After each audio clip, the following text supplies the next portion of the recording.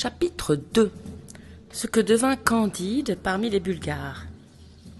Candide, chassé du paradis terrestre, marcha longtemps, sans savoir où, pleurant, levant les yeux au ciel, les tournant souvent vers le plus beau des châteaux qui renfermait la plus belle des baronnettes.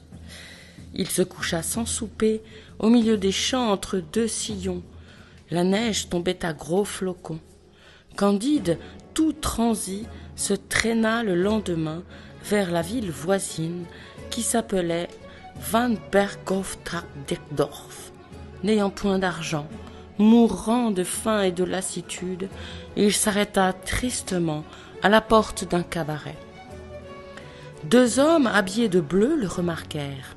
« Camarade, dit l'un, voilà un jeune homme très bien fait et qui a la taille requise. » Ils s'avancèrent vers Candide et le prièrent à dîner très civilement. « Messieurs, leur dit Candide, avec une modestie charmante, vous me faites beaucoup d'honneur, mais je n'ai pas de quoi payer mon écho. »« Ah, monsieur, lui dit l'un des bleus, les personnes de votre figure et de votre mérite ne paient jamais rien. N'avez-vous pas 5 pieds 5 pouces de haut ?»« Oui, messieurs, c'est ma taille, dit-il en faisant la révérence. »« Ah, monsieur, mettez-vous à table. Non seulement nous vous défrayerons, mais nous ne souffrirons jamais qu'un homme comme vous manque d'argent.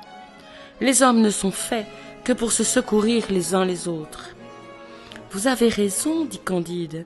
C'est ce que M. Pangloss m'a toujours dit, et je vois bien que tout est au mieux. » On le prie d'accepter quelques écus.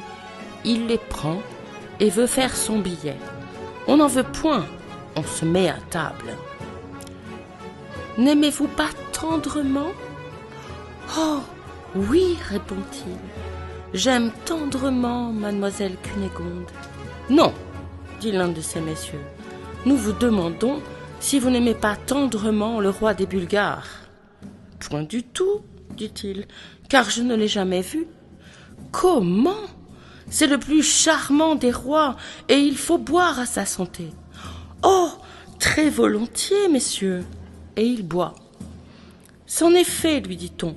Vous voilà l'appui, le soutien, le défenseur, le héros des Bulgares. Votre fortune est faite, et votre gloire est assurée. » On lui met sur le champ les fers aux pieds, et on le mène au régiment. On le fait tourner, à droite, à gauche, hausser la baguette, remettre la baguette, coucher en joue, tirer, doubler le pas, et on lui donne 30 coups de bâton. Le lendemain, il fait l'exercice un peu moins mal, et il ne reçoit que 20 coups. Le surlendemain, on ne lui en donne que 10, et il est regardé par ses camarades comme un prodige. Candide, tout stupéfait, ne démêlait pas encore trop bien comment il était un héros. Il s'avisa un beau jour de printemps de s'aller promener, marchant tout droit devant lui, croyant que c'était un privilège de l'espèce humaine comme de l'espèce animale de se servir de ses jambes à son plaisir.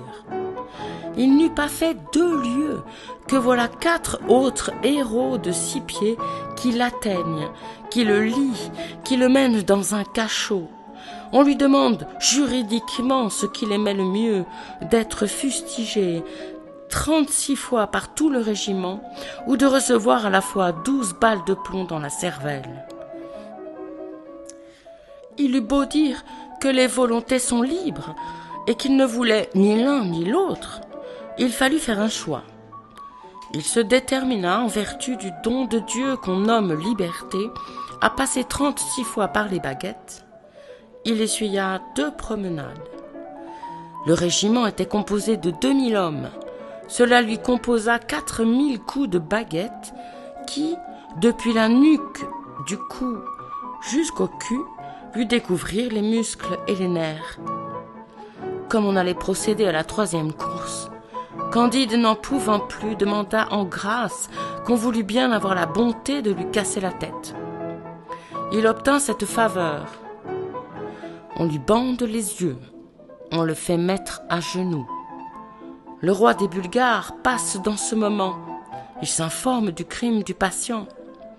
Et comme ce roi avait un grand génie, il comprit par tout ce qu'il apprit de Candide que c'était un jeune métaphysicien fort ignorant des choses de ce monde. Et il lui accorda sa grâce avec une clémence qui sera louée dans tous les journaux et dans tous les siècles. Un brave chirurgien guérit Candide en 3 semaines avec les émollients enseignés par Dioscoride. Il avait déjà un peu de peau et pouvait marcher quand le roi des Bulgares livra bataille au roi des Abars.